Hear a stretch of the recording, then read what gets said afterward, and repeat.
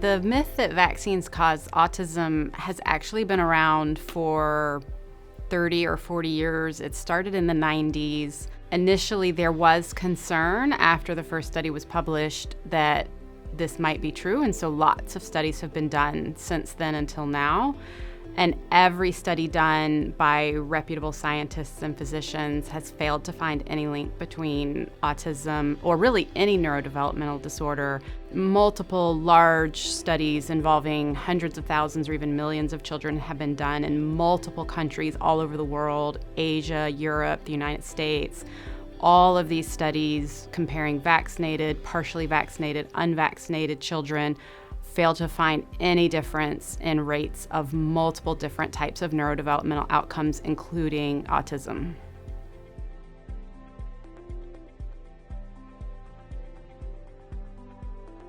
A very common myth is that vaccines contain ingredients that are harmful to children. Two of the ingredients that I hear about the most are formaldehyde and aluminum. It is actually true that vaccines do have formaldehyde and aluminum in there. However, they are not harmful to children. The easiest way for me to explain this to you is to give you an example. So sodium is a metal, and this metal, if it comes in contact with air or water, will explode or catch on fire. But if you turn it into a salt by combining it with chlorine, it's table salt, which we eat every day, and in fact is important for our bodies.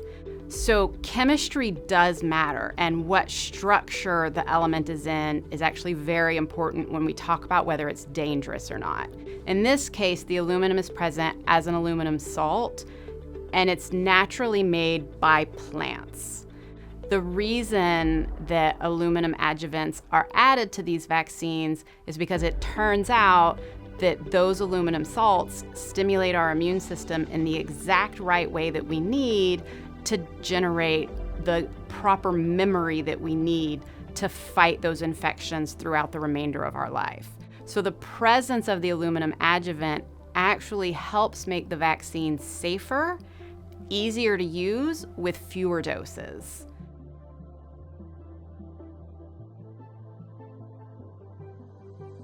I commonly hear people say that they don't want to get vaccinated because the vaccine is what actually makes you sick with the disease.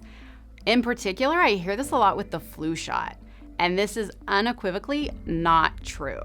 The reason that I know this is because the flu shot, along with most of the shots that we get, are not from living viruses, meaning there is no way that it could infect you.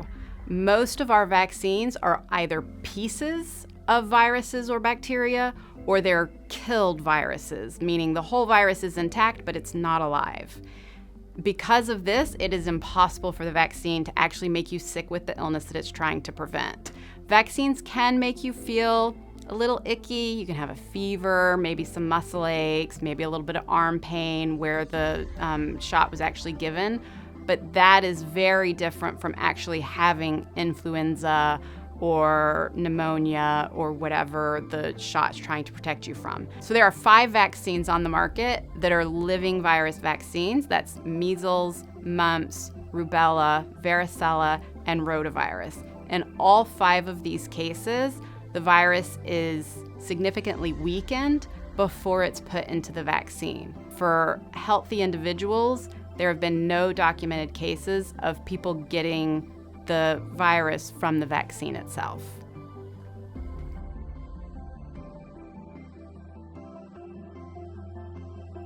One vaccine myth that has been becoming very popular in recent months is that vaccines currently on the market have not been studied either for effectiveness or for safety. And this is just very, very not true. In order for a vaccine to get FDA approval, it has to go through a minimum of 3 different studies. And each of these studies, phase 1, phase 2, and phase 3, all have both a safety component and an efficacy or effectiveness component. Some of these studies that were done in childhood vaccines are some of the largest medical studies ever done in the history of science, enrolling more patients than any studies that have been done since. All of these vaccines have been studied in a randomized controlled trial. So this idea that vaccines have no efficacy data or we don't have safety data is just unequivocally not true. Another very closely related claim is that we have no long-term safety data on vaccines, and that is also not true. Every government in Europe, the United States, Australia, Asia, and parts of Africa do ongoing safety analysis of all vaccines currently in use, and this data is intermittently published.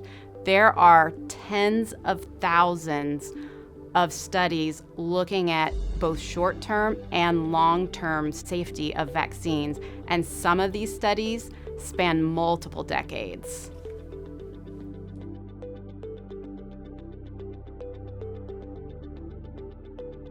Some parents think that natural is better, so they would prefer their children to get natural immunity from catching the infection rather than being exposed to the vaccine.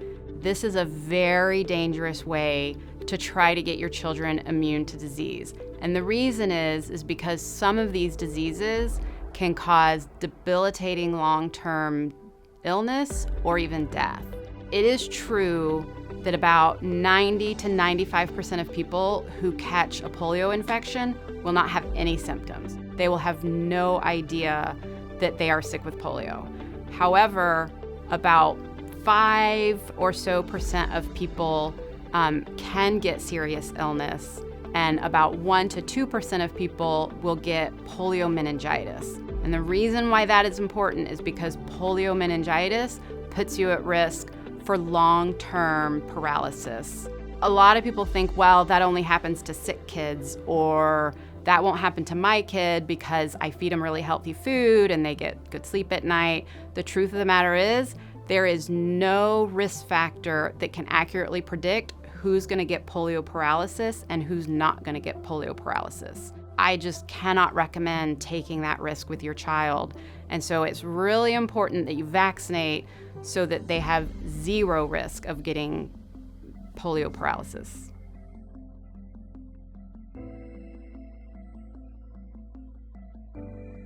A common concern that I hear from parents is that there's just too many vaccines. It's overwhelming for the kid's immune system.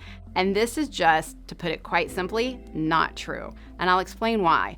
Your immune system doesn't actually care how many different diseases it's learning how to fight. What it cares about is something called the antigen load, or the antigen burden. So what science has done is they've actually studied the diseases, figured out which antigens are most important, and a lot of our vaccines only have one protein, two proteins, or maybe three proteins that the immune system has to study and learn how to fight. So when we think about antigen burden, our vaccinations, for the most part, have lower antigen burdens than the natural disease itself. And so then you might ask, well, how many antigens or how many pieces of viruses and bacteria can a child or an adult process in a short period of time, say a few minutes or a couple of hours? Well, the truth is, for adults, our antigen limit is somewhere around 1 to 2 million antigens. For children, we've actually done the research and we cannot find their upper limit. Their antigen tolerance appears to be unlimited. They can tolerate an infinite number of antigens in a very short period of time.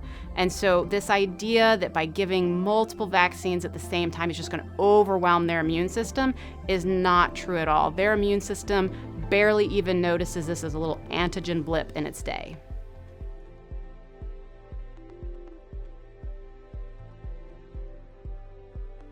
There are infectious diseases that have been positively impacted by better wastewater treatment facilities, better food quality and safety standards.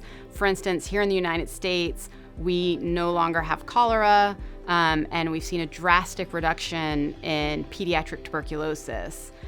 Unpasteurized milk was actually the most common cause of pediatric tuberculosis before pasteurization was introduced in the early 1900s. All of these changes in how we treat our wastewater, improving the safety of what we eat and drink, has really improved overall infectious disease health and safety in the United States.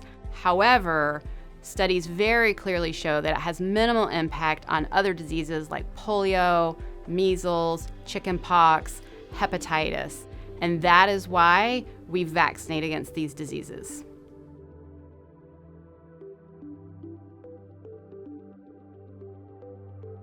Common misconception is that vaccines are this huge moneymaker for pediatricians, for the pharmaceutical industry, and it's actually just not true. So pediatricians don't get paid per vaccine that they give or anything like that. What actually happens is when you go and see a doctor, your insurance gets billed for the time, and they get billed for any procedure that the doctor does while you're in the clinic. And this is the same for kids and the same for vaccines. So if your kid goes in for a well-child check, the pediatrician bills for a well-child check, and if they get vaccinated, then your insurance is billed for the procedure of the nurse injecting the vaccine into your child and the cost of the vaccine itself. However, what insurance does not compensate pediatricians for is the cost of storage of the vaccine, the syringe, the needle, the gauze pads, the Band-Aids. Most pediatricians barely break even or even lose somewhere between a few cents to several dollars on every vaccine dose that they give. In addition to this, while it is true that pharmaceutical companies make money on vaccines, we live in a capitalist society where companies provide services and they get paid for those services. It is way more profitable for them to make blood pressure medicine or diabetes medicine or anything that you're going to take on a daily basis. Vaccines, each person only gets 1, 2, 3, or 4 doses, and then they don't get any more. Many pharmaceutical companies don't like making vaccines because they're so unprofitable, and there are a lot of pharmaceutical companies that will not go into the vaccine business for that very reason.